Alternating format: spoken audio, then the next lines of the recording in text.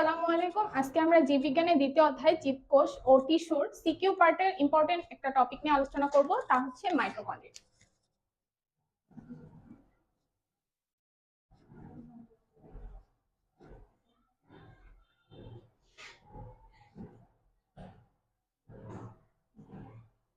মাইটোকন্ড্রিয়ার চিত্র আঁকার সাথে সাথে আমরা মাইটোকন্ড্রিয়ার জন্য সিকিউতে লেখা প্রতিটা পয়েন্ট বা প্রতিটা পার্টকে মাথায় সেট করব।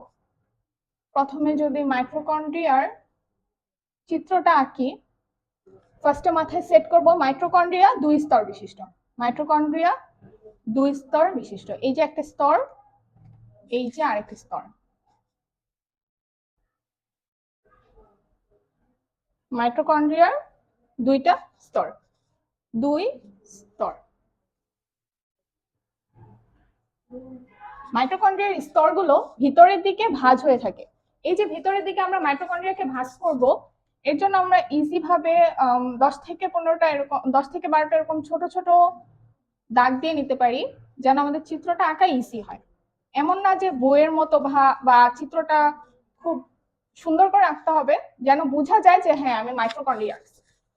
এটার প্রথমে যেটা, এটা একটু ছোট করে দিব, তারপরের গুলা একটু বড় করে, তারপর এটা একটু ছোট, এইটা এইরকম।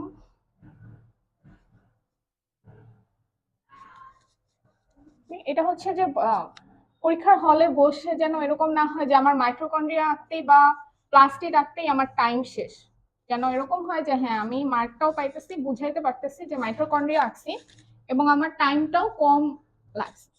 ওকে, এটা হচ্ছে আমার মাইটোকন্ড্রিয়ার ভিতরের ভাঁজ। এই ভাঁজগুলোকে আমরা বলতেছি ক্রিস্টি। ভিতরে মাইটোকন্ড্রিয়ার স্তরটা ভিতরের দিকে ভাঁজ হয়ে আছে, এই ভাঁজগুলোকে আমি বলতেছি ক্রিস্টি। ক্রিস্টির গায়ে ছোট ছোট বৃন্ত আছে, ছোট ছোট বৃন্ত আছে। এই বৃন্তগুলোকে সব জায়গায় থাকবে, এই বৃন্তগুলোকে আমি বলতেছি অক্সিজোম। বৃন্তগুলোকে আমি বলতেছি অক্সিজোম, অক্সিজোম।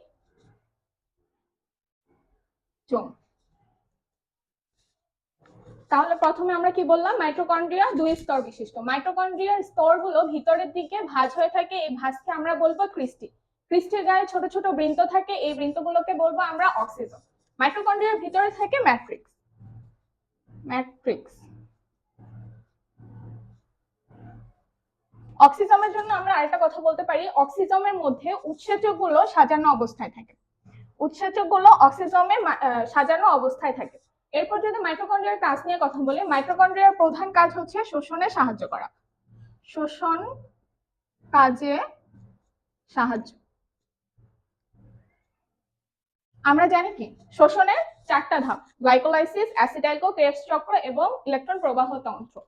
তো শোষণের যে 3 নাম্বার পার্ট, ক্রেবস চক্র, এই চক্রটা মূলত ঘটে থাকে মাইটোকন্ড্রিয়াতে। ক্রেবস চক্রের ভিতরে থাকা এনজাইমগুলো রাসায়নিক বিক্রিয়ার ফলে এক ধরনের শক্তি উৎপাদন করে। এই শক্তি উৎপাদনটা হয় কোথায়? মাইটোকন্ড্রিয়ার ভিতরে। মাইটোকন্ড্রিয়ার ভিতরে শক্তি উৎপাদন হওয়ার জন্যই মাইটোকন্ড্রিয়াকে আমরা শক্তি ঘর বা পাওয়ার হাউস বলতেছি। যদি আমরা পুরোটাকে আরেকবার রিকল করি, তাহলে প্রথমে লিখবো মাইটোকন্ড্রিয়া আবিষ্কার করে বেন্দা। মাইটোকন্ড্রিয়া আবিষ্কার করেন বেন্দা। তারপর মাইটোকন্ড্রিয়া দুই স্তর বিশিষ্ট হয়ে থাকে। ভিতরের যে স্তর, সেটা ভিতরের দিকে ভাঁজ হয়, সেই ভাঁজকে আমরা বলবো ক্রিস্টি। ক্রিস্টির গায়ে বৃন্তযুক্ত থাকে, সেই বৃন্তগুলোকে আমরা বলবো অক্সিজোম। মাইটোকন্ড্রিয়ার ভিতরে ম্যাট্রিক্সও থাকে। অক্সিজোম গুলো উৎসেচকগুলোর অক্সিজোম গুলোর ভিতরে উৎসেচকগুলো সাজানো অবস্থায় থাকে। মাইটোকন্ড্রিয়ার যে প্রধান কাজ, সেই কাজগুলো হচ্ছে শোষণ কাজে সাহায্য করা। শোষণের চারটা ধাপ হচ্ছে গ্লাইকোলাইসিস, অ্যাসিডাইলকো, ক্রেবস চক্র এবং ইলেকট্রন প্রবাহ তন্ত্র। 3 নাম্বার যে ধাপ আছে ক্রেবস চক্র, সেই ক্রেবস চক্রের মধ্যে থাকা উৎসেচকগুলো রাসায়নিক বিক্রিয়া করে এক ধরনের শক্তি উৎপাদন করে।